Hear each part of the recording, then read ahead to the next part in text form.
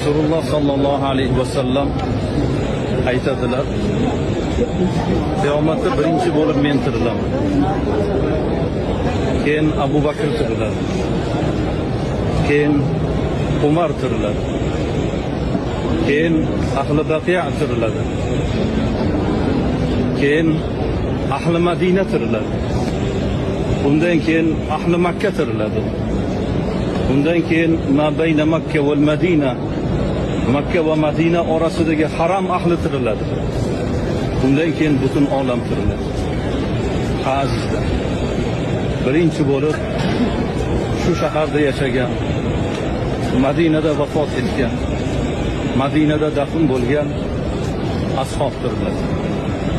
Rasulullohning ketlarida mahshar gapida jam bo'ladilar. Rasul akram alayhissalom aytadilar, "Man mata bil Madina wajabat alayhi shafaati." Kimki Madinada vafot topsa, mening shafaatim vojib bo'ladi dedilar.